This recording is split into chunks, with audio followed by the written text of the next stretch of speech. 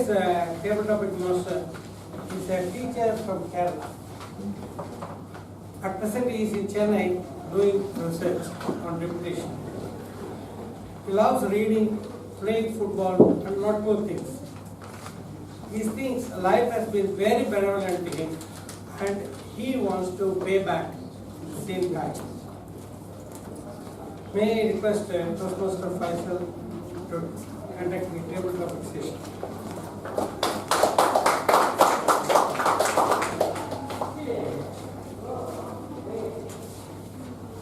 Good afternoon, fellow Toastmasters and welcome guests. After three very engaging prepared speeches and a very inspiring educational session, we are on to table topics.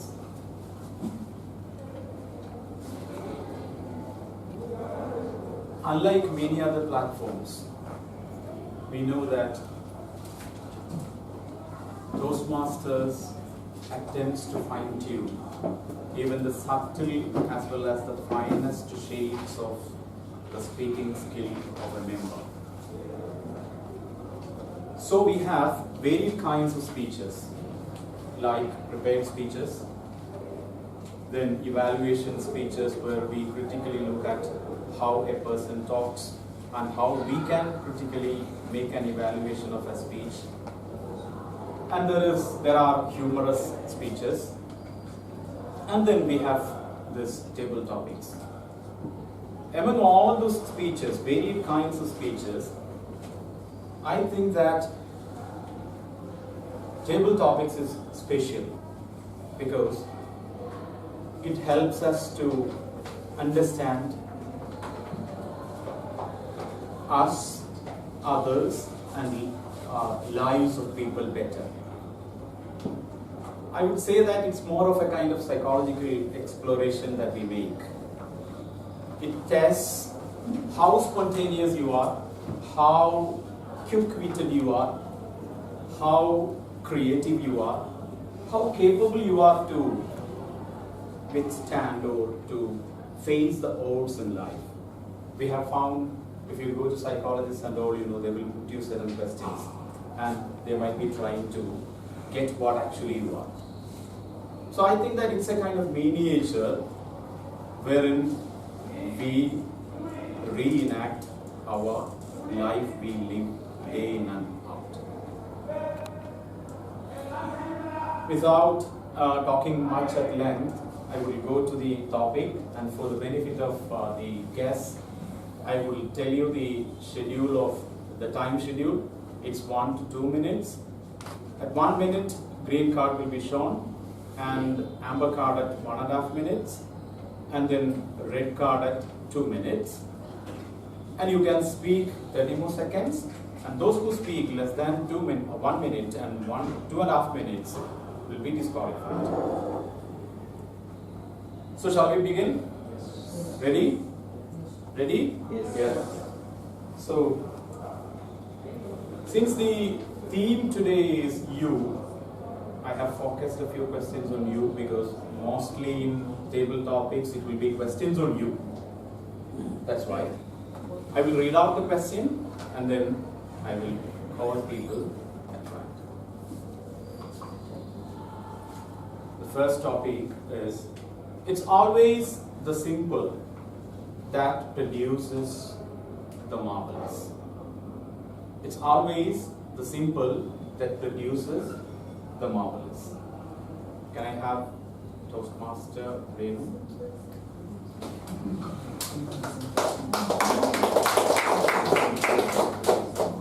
So Toastmaster Renu, it's always the simple that produces the marvelous. It's always the simple that produces the marvelous. Toastmaster.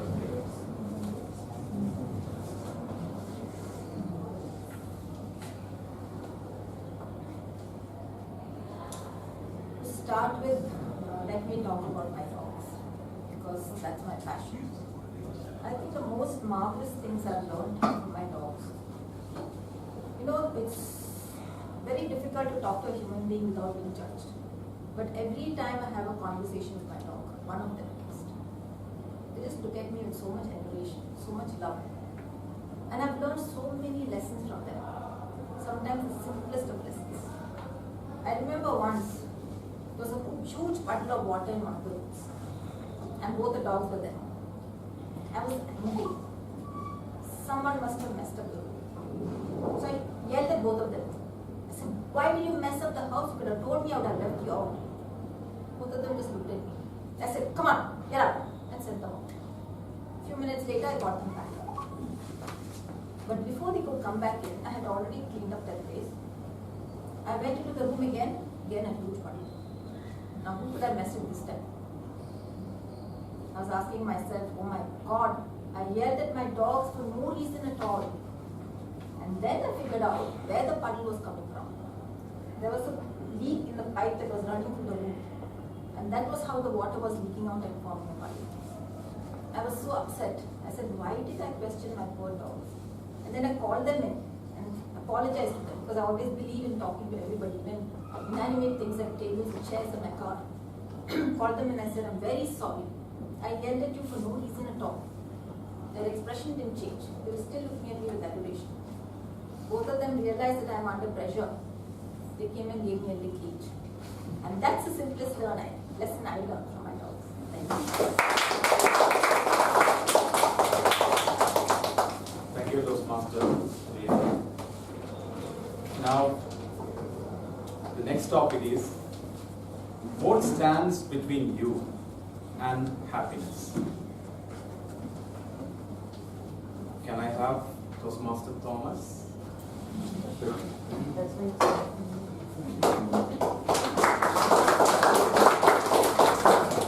What stands between you and happiness, Toastmaster Thomas? The denominator stands between me and happiness. It's the denominator that stands between you and your happiness. How many marks will make you happy? Will 45 make you happy? No? Out of? Denominator makes the difference. What you have is up there, your numerator. What you want, what you need, what you crave for is your denominator. That is why people who have reached self-actualization, who have nothing but the minimum cloth and no money in their pocket, they don't have pocket to start with, are the happiest guys in the Himalayas. Numerator, no problem. Denominator.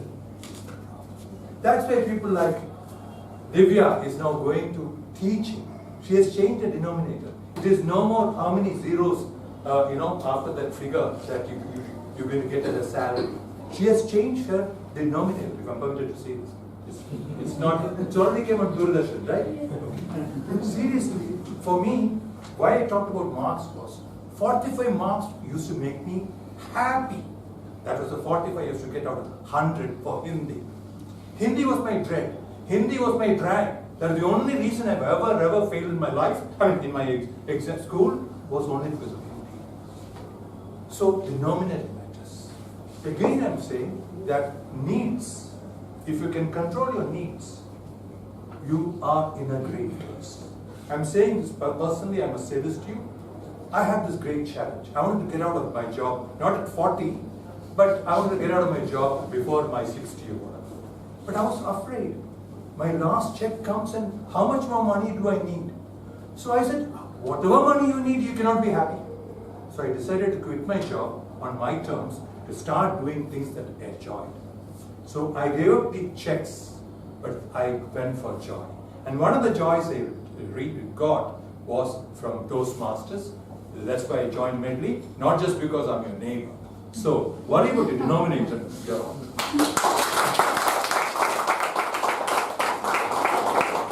Thank you, Toastmaster Thomas. Next topic is, the excitement is writ large on all faces. It's interesting, I too feel interesting, because once we read out the question first, no, definitely. A man falls in love through his eyes, a woman through her ears. Can I have a young, energetic Toastmaster Roni? A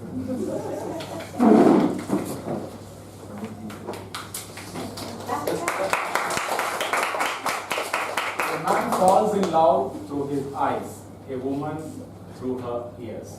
Toastmasters. A man falls in love with his eyes, a woman through her ears. I think this should have gone to someone who's married, but still with all the experience that we draw from people around us, I totally agree to that. Men, I agree, men are visual people. Right from childhood, we are behind visuals. Visuals is what engages us, visuals is what captivates us. When women would be playing and talking to their Barbie dolls, men would mostly be playing video games. Visuals. Men would have been the first people to go behind computers and go behind technology. Mostly, more than the users of it, it might have been because of the visuals, I am guessing. Even today, men are, you see most men distracted when some color goes. It necessarily needn't be a very beautiful lady, but if it's a color, the men will definitely, eyes will definitely go there. So men, judge or decide or take a lot of decisions based on visuals. Whereas women, no amount of visuals is enough for them. It has to be the words and it has to flow. You cannot convince a lady who's angry by buying her n number of things, but you go talk to her with a little bit of love, sprinkle some good words here and there, and I'm definite that she'll come your way. You talk to her soothingly. Men who have failed trying buying things, try this. Be it your girlfriend, be it your mother, be it your sister, be it your teacher at school. They are for words. You talk to them, you converse with them. They find much meaning in that than all the ladies. You keep my name in mind while voting. You converse with them and that impresses them rather than the men. But it should be a mix. Somewhere men should consider a little bit less of colors, but women should also see the colors in life. We are trying a lot of things, so you should maybe see a lot of that as well. So with that,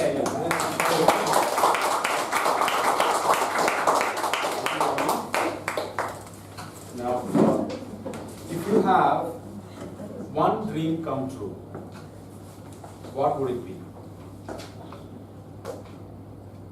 If you have one dream come true, what would it be? Can I have a guess? Guess, Shambhavi?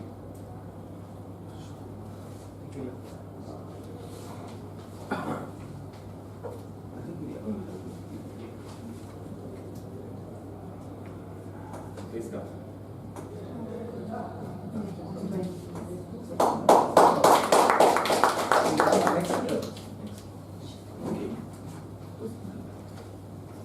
Okay, I'll give you another question. Name 3 things you are really good at. You don't want to. Okay. So, guess Sarah.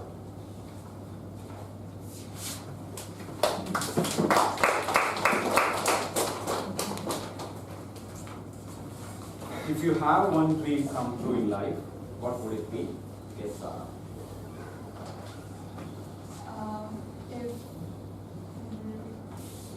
If you could have one dream come true, what would it be? What would it be? If I had a dream come true, I would have set up a new store, a new bag store with my own name tag, and I would first thank my faculty. I would call them first, and then obviously my parents to inaugurate it. And what I would really interest is the exploration, the surroundings where I keep it. It doesn't mean that it should be in a main road or it should be in a mall. The place depends on where I keep it, and that will be mostly the dream.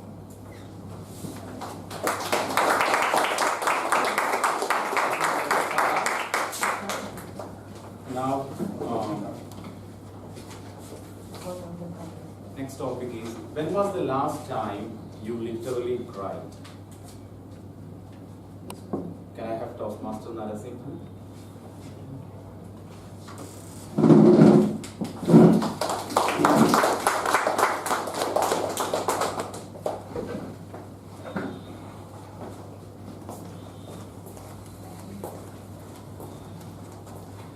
When was the last time you literally cried, Toastmaster Narasimhan?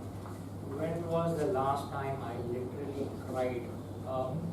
People always associate crying with something bad, but they can also be tears of joy. One instance where I really cried is when my son was born, right? There were a lot of, issues leading to the pregnancy of my wife and her delivering the child and all that. So we went through a lot. And we were almost stressed out, right, when we were nearing the delivery period. So I used to comfort my wife. I used to tell her that everything will be fine. Just do what the doctor said. The doctor told you to do. Just do the exercises. Just go through. Say, be relaxed.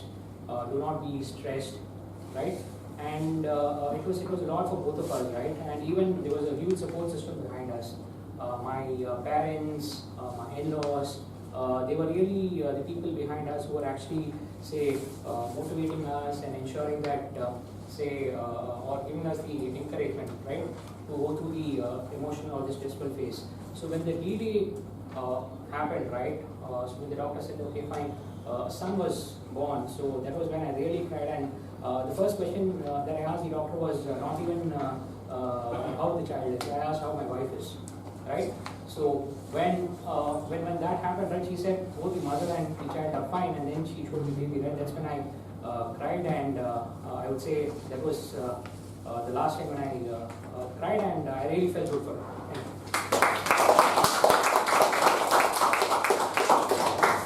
Thank you, Toastmaster Narasimhan. Then,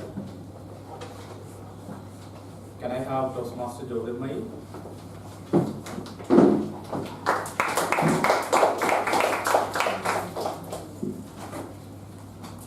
The topic is, who do you secretly envy? Why? Who do you secretly envy? Why? Toastmaster Jyotirmayi. I think I see few people, it's very easy for them to ace at any place. I don't really, I just think that maybe there'll be some area where they're not doing well. But no, it's not like that. They're like all-rounders everywhere. And I'm like struggling like a donkey for a year or two for the same thing. So these are few of the places when a person gets to learn something really quick, and that too he's doing very well there. It takes certain amount of effort, right? And few people do not need that amount of effort also. They're just like pros there. These are the people I secretly envy. Now that everybody knows.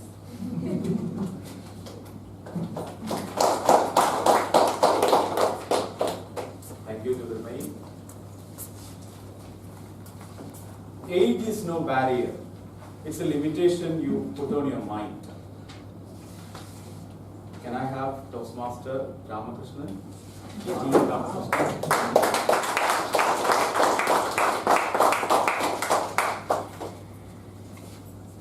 Age is no barrier. It's a limitation you put on your mind. Toastmaster Ramakrishnan.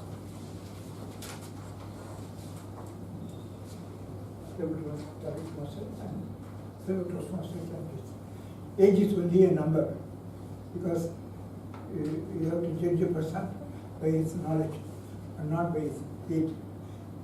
There is no barrier to the age. Till the end of our life, we should have some passion for Toastmasters, and we have to keep our brain active. So we should have some. We should be following some gardening or reading books or seeing TV. Otherwise, our brain becomes still. We should always keep our mind active. All these years, we have been keeping our mind active. So we should continue to be active, so that age is no barrier. Even at this age, we can be creative and be active, and we can be helpful to society.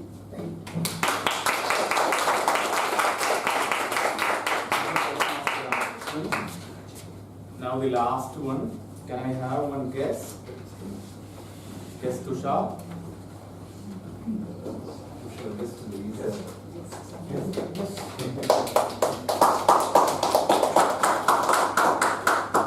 What lesson life taught you the hard way? What lesson did life teach you the hard way, Toastmaster? Good afternoon. Hi Priyanka. Good afternoon everyone. The toughest lesson which life taught me was this: never come on stage for table topics.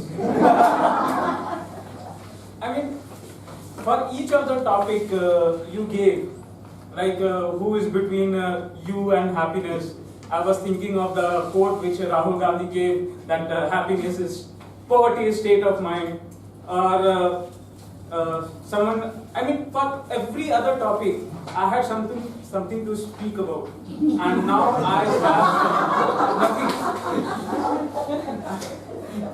And I'm looking for words, I'm looking for inspiration, and this is what Medley Toastmaster taught me: never to come on stage for table topics.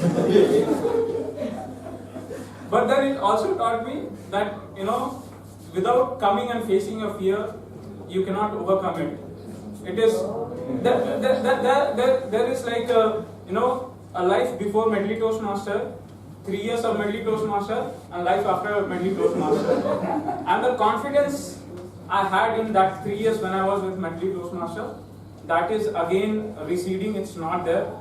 And Come back. I'll come back once I come back. Okay, thank you.